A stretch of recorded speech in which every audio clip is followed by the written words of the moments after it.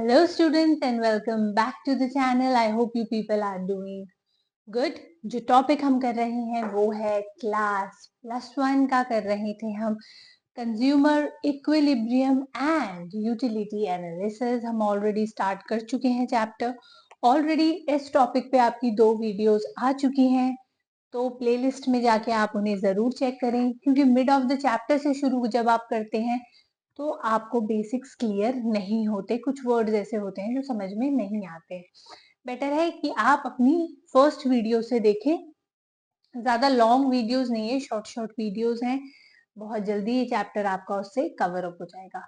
जो हम आज करने वाले हैं वो है आपका कंज्यूमर इक्विलिब्रियम। अब देखिए, कंज्यूमर इक्विलिब्रियम, कंज्यूमर तो आप जानते ही हैं, हमने अपनी फर्स्ट क्लास में किया था। कंज्यूमर कौन होता है? एक ऐसी एंटिटी जो कि गुड्स एंड सर्विसेज को परचेज करता है अपनी सेटिस्फैक्शन को पूरी करने के लिए। अब ये इक्विलिब्रियम क्या होता है?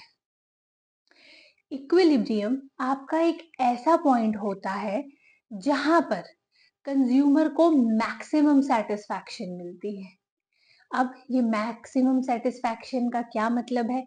इसका मतलब ये होता है कि मान के चलिए कि मैंने इस पेन को खरीदना था, ये मार्कर मुझे खरीदना था, ठीक है। अब मैंने अपने माइंड में ये सोचा कि यार ये मार्कर 30 रुपीज का है।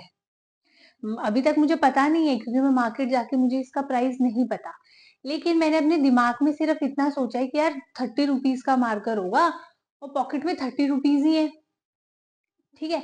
अगर मैं शॉप पे गई और वहां पे जाके मैंने पूछा कि ब्लू मार्कर कितने का है व्हाइट बोर्ड के लिए, उन्होंने अगर मुझसे कहा कि 30 का है, तो जो मैं एक्सपेक्ट कर रही थी वो सच निकला है और मेरी मनी की वर्थ मुझे मिल गई है, ठीक है। अगर इन केस उन्होंने ये कहा यार कि 35 रुपीज का है, तो वहां पे क्या होगा? वहां पर मेरी सेटिस्फैक्शन पॉइंट डिक्लाइन हो जाएगा। मतलब वहां पर मुझे सेटिस्फैक्शन मेरी मनी की नहीं मिली, जो सोच के मैं चल रही थी वो नहीं हुआ, ठीक है।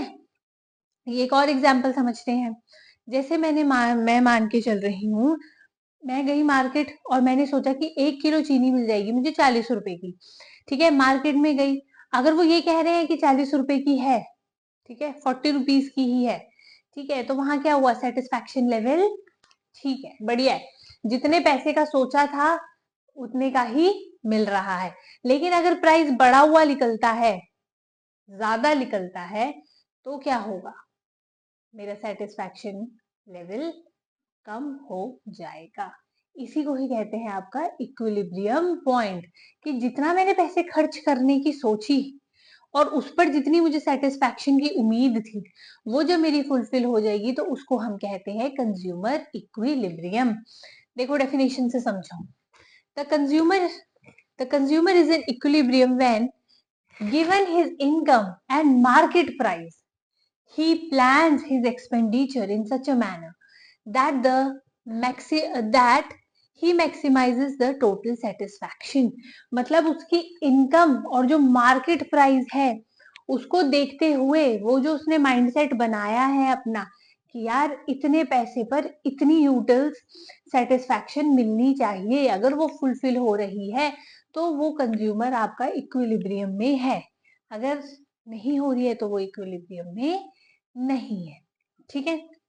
अब देखिए, हम बात कर रहे हैं आपका वन कॉमोडिटी की, अभी हम बात कर रहे हैं आपकी सिंगल कॉमोडिटी की।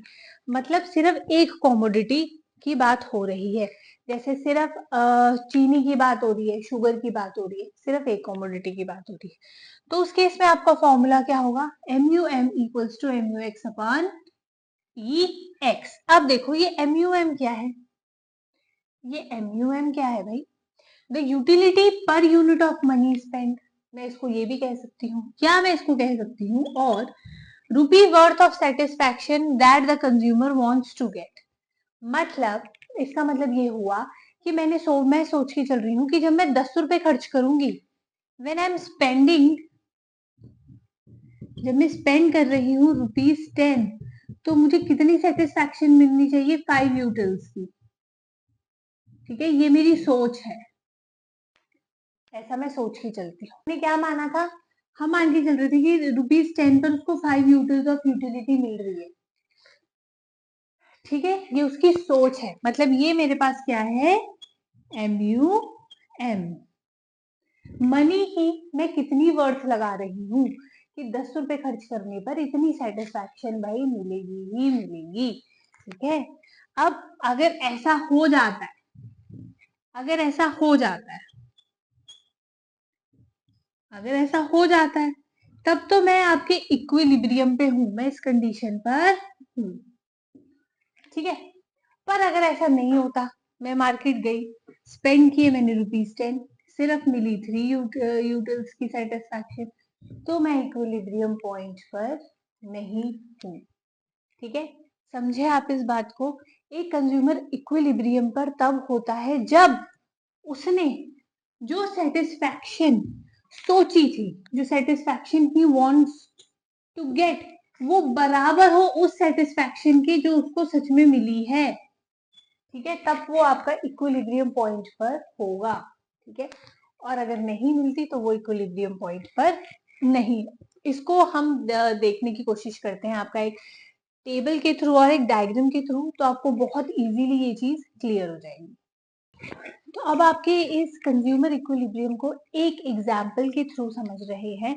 अब देखो, हम मान के चल रहे हैं कि जब हमने ₹10 खर्च किए थे, तो क्या हुआ था, हमें 5 यूटिल्स ऑफ सेटिस्फैक्शन मिल रहा था। अब एज यू नो कि हमेशा मार्जिनल यूटिलिटी का कर्व आपका डाउनवर्ड स्लोपिंग होता है कि नहीं, ये हमें पता है। अब हम ये देखेंगे कि इस मार्जिनल यूटिलिटी का कर्व जो डाउनवर्ड स्लोपिंग है, वहां पर कहां पर हमें पॉइंट ऑफ इक्विलिब्रियम मिलता है। अब देखो, हमें ये पता है कि जैसे जैसे हम एडिशनल क्वांटिटी कंज्यूम करते जाते हैं, वैसे वैसे आपका मार्जिनल यूटिलिटी कम होती जाती है। पहले 8 थी, फिर 6 हुई, 4 2 0, और इवन ये नेगेटिव में भी चली जाती है। ठीक है, ये हमने पढ़ा था। अब देखो, हम मान के चल रहे हैं, ज्यूम करके चल रहे हैं कि ₹1 जब आप स्पेंड करते हैं तो आपको 2 यूटिल्स ऑफ सेटिस्फैक्शन मिलता है। हम ये मान के चल रहे हैं कि ₹1 खर्च करने पे भाई 2 यूनिट्स ऑफ या 2 यूटिल्स ऑफ सेटिस्फैक्शन मिल रहा है। प्राइस हमें गिवन है ₹2। तो अब देखते हैं कि इस ₹2 को खर्च करने पर हमें आपका मनी की जो वर्थ है वो कितनी निकलती है। ठीक है, मार्जिनल यूटिलिटी ऑफ मनी कितनी निकलती है। देखो, जस्ट आपको फॉर्मूला डालना है। MUX क्या है, 8, और PX क्या है आपका 2। तो 8 डिवाइडेड बाई 2 इज योर 4। ठीक है, 6 divided by 2 is your 3, 4 divided by 2 is your 2, 2 divided by 2 is your 1, and anything which divides by 0 is 0. अब देखो, मैंने क्या कहा कि हम मान के चल रहे थे कि ₹1 पे 2 यूनिट्स ऑफ सेटिस्फैक्शन मिलनी चाहिए। तो मेरे हिसाब से जो आपका इक्विलिब्रियम पॉइंट होना चाहिए या है, वो है आपका ये वाला पॉइंट। ये वाला जो पॉइंट है वो है मेरा इक्विलिब्रियम पॉइंट, क्योंकि यहीं पर मुझे मैक्सिमम या जो मैं एक्सपेक्ट कर रही थी मार्जिनल यूटिलिटी ऑफ मनी वो मिल रही है।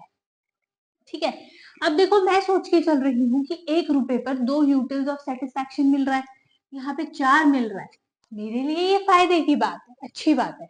मेरी उम्मीद से ज्यादा मिल रहा है, अच्छी बात है। यहाँ पर भी 3 मिल रहा है, पॉजिटिव है, ज्यादा मिल रहा है।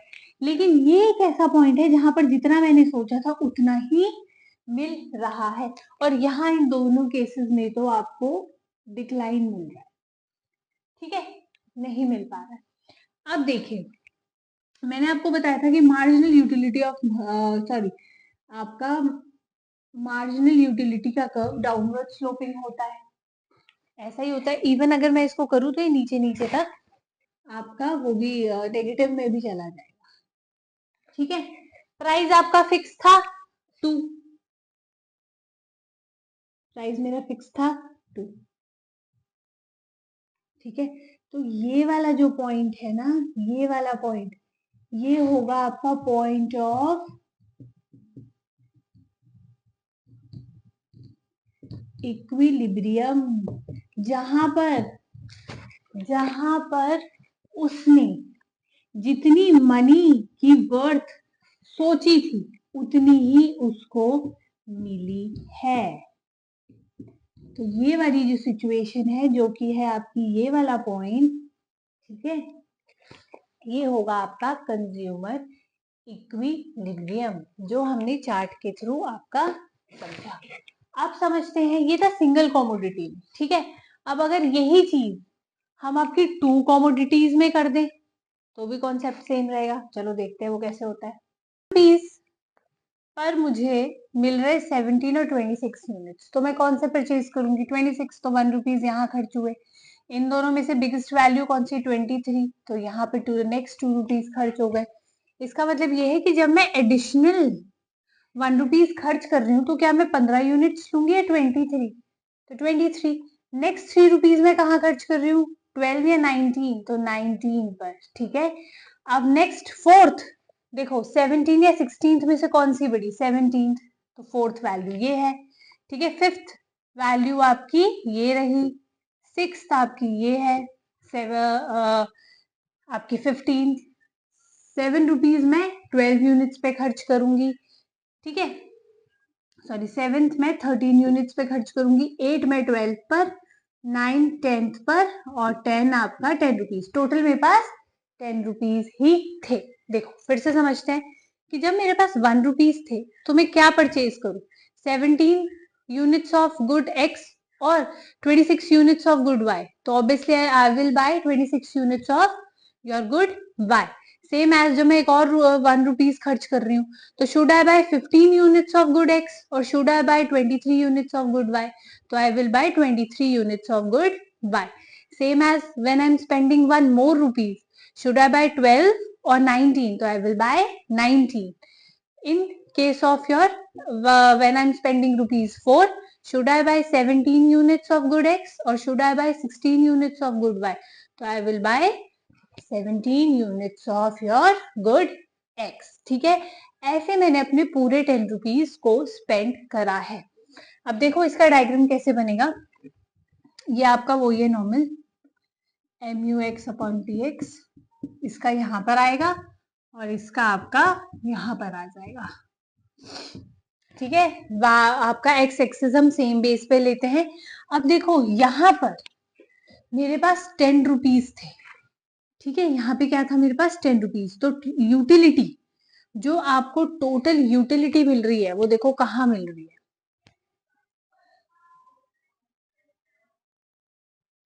4 एंड 6 पर, क्योंकि यहाँ पर आपका यहाँ पे भी 10 यूनिट्स मिल रहे हैं और यहाँ पे भी 10 यूनिट्स मिल रही हैं। मैं जब 9 रुपए खर्च कर रही हूँ या 10 रुपए खर्च कर रही हूँ, तो दोनों ही क्वांटिटीज की, दोनों ही कॉमोडिटीज की मैं सेम यूनिट परचेज कर पा रही हूँ, ठीक है। मतलब जितनी मैं मनी वैल्यू यूनिट एक्स पे खर्च करूंगी वो मुझे सेम क्वांटिटी में मिलेगी गुड वाई में।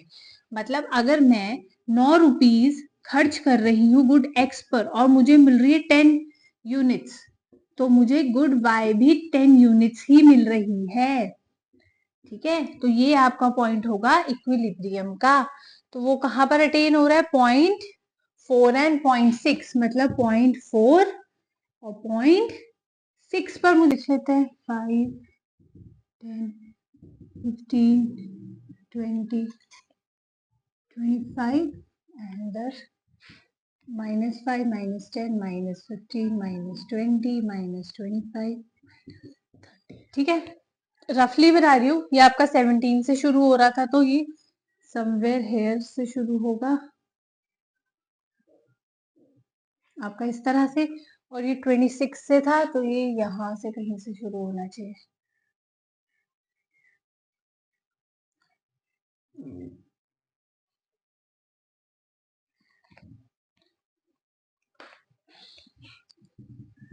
थोड़ा सा एग्जैक्ट ब्लैक बोर्ड पे बनाना है, इट इज रियली टफ।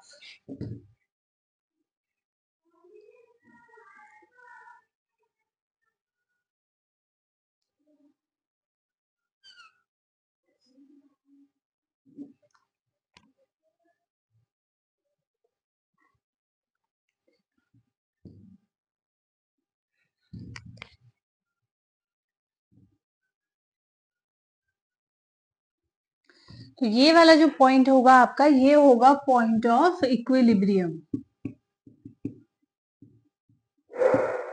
जहां पर आपका M U X will be equal to M U X upon M U M will be equal to M U X upon P X is equal to M U Y upon P Y. ठीक है, यहाँ पे 4 और 6 आपका parallel आएगा, बिल्कुल same आएगा, और यहाँ पर आपका जो पॉइंट एग्जैक्टली इसके ऊपर होगा वो होगा आपका point of equilibrium in the case of 2 और मोर कमोडिटीज। आई होप आपको ये समझ में आया होगा। चैप्टर यहाँ हमारा खत्म हो चुका है। We will meet in the next class with the new chapter. तब तक take care and all the best for your exams.